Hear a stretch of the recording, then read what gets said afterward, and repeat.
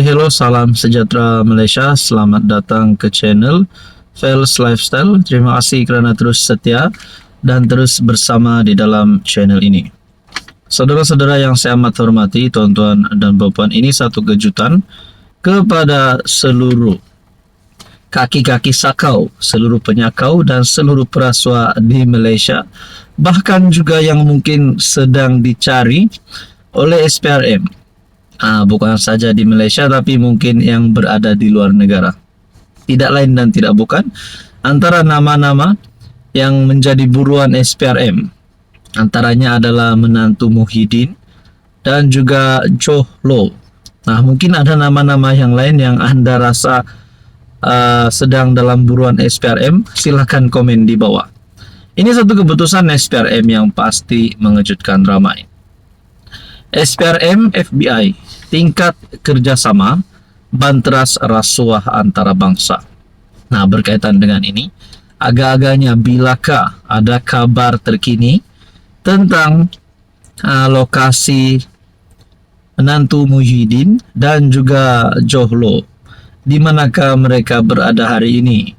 Adakah mereka sebenarnya sudah benar-benar hilang ataupun bertapuk di dalam bawah tanah ataupun di hotel ataupun mana-mana bangunan, sehingga kan SPRM bahkan dengan bantuan International Police ataupun Interpol pun belum dapat mengesan di mana lokasi mereka. SPRM bersama FBI fokus kerjasama risikan serta siasatan dalam kes berprofil tinggi melibatkan Malaysia dan Amerika Syarikat. SPRM dan Biro Penyiasatan Persekutuan FBI akan meningkatkan kerjasama bagi menangani cabaran dalam membanteras jenayah rasuah di peringkat serantau dan antarabangsa. Hello semua, salam sejahtera Malaysia. Selamat datang ke channel Fels Lifestyle. Tuan-tuan dan puan, terima kasih kerana terus setia dan bersama di dalam channel ini.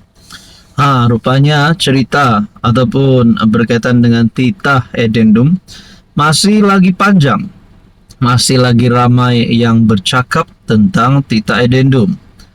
Lebih-lebih lagi kepada kepimpinan politik di Malaysia.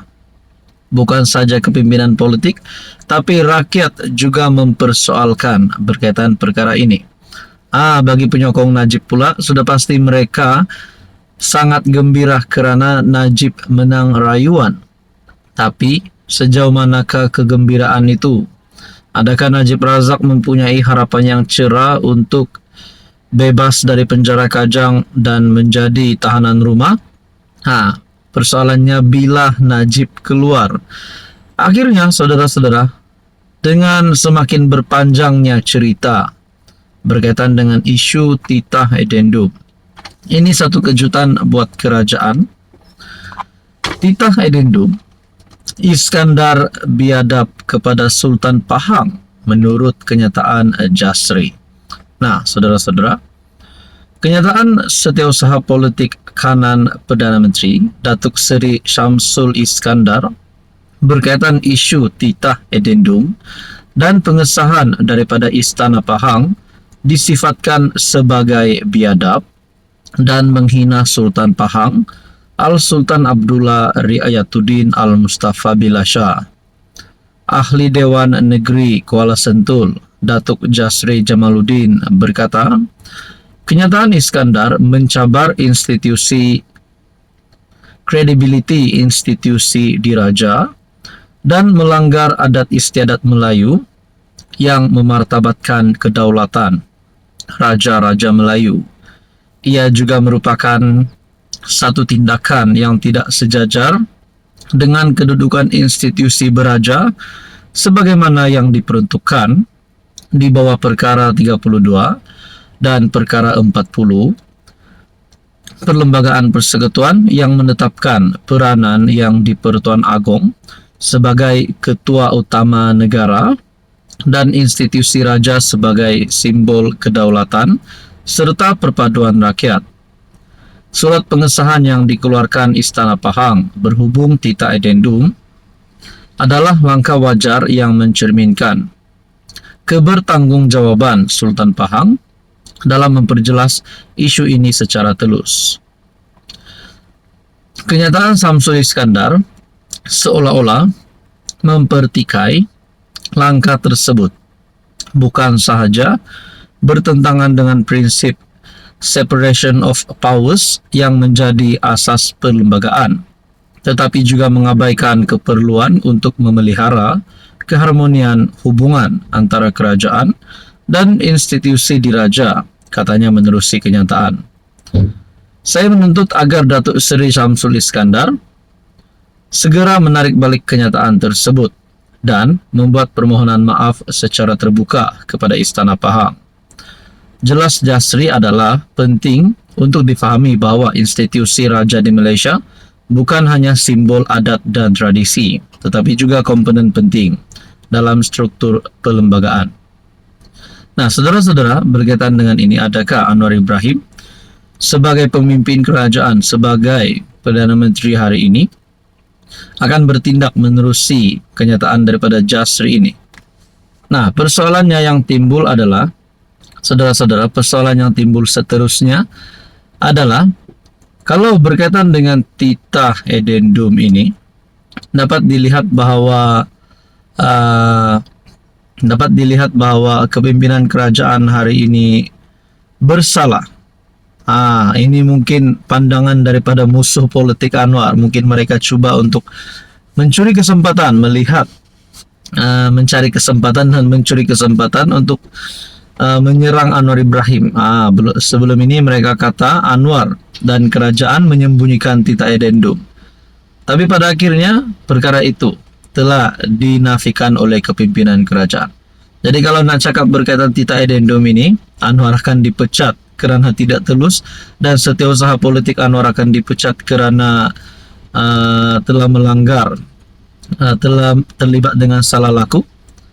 Mungkin perkara ini akan semakin berpanjangan.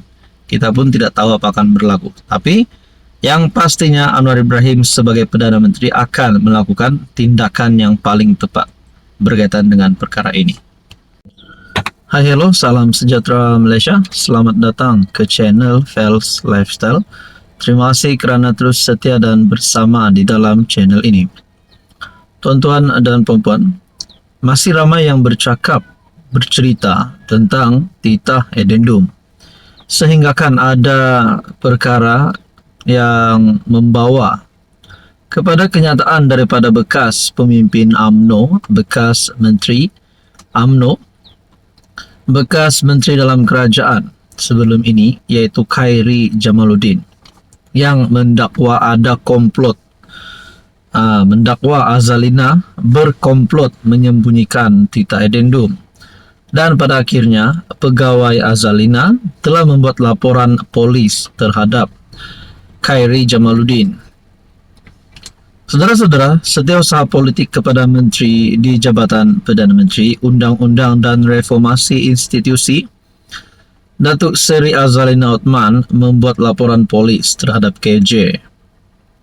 Datuk Suraya Yaakob tampil berbuat demikian selepas melihat satu artikel di sebuah portal melaporkan KJ mendakwa Azalina berkomplot menyembunyikan titah edendum. Dan pada akhirnya apa yang berlaku kepada KJ? Nah, saudara-saudara, Azalina Othman dalam satu kenyataan yang terkini berkaitan dengan titah edendum. Azalina tak setuju perintah tutup mulut kes titah edendum Najib. Menteri di Jabatan Perdana Menteri, Undang-Undang dan Pembaharuan Institusi, Azalina Othman tidak bersetuju dengan permohonan Jabatan Peguam Negara AGC baru-baru ini untuk mendapatkan perintah larangan ulasan ataupun gag order berhubung kes semakan kehakiman titah tambahan yang melibatkan Najib Razak. Sejujurnya, pandangan peribadi saya, tidak sepatutnya ada perintah larangan ulas, katanya kepada pemberita. Pertama, kes itu akan menjadi domain awam.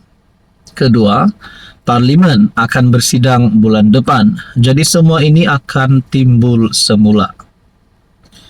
Namun, menteri itu percaya AGC mempunyai alasan tersendiri untuk memohon larangan tersebut dan menekankan Badan Kehakiman mesti dibenarkan bertindak bebas dalam hal berkenaan. Untuk berlaku adil, saya fikir AGC mempunyai alasan undang-undang sendiri dan mereka memfailkan permohonan rasmi larangan bersuara. Apabila permohonan itu dihantar kepada mahkamah, kita serah kepada mahkamah untuk membuat keputusan dan kita hormati keputusan itu. Jadi, biarlah mahkamah buat keputusan, katanya lagi. Berkaitan dengan ini, saudara-saudara, apa komen Anda?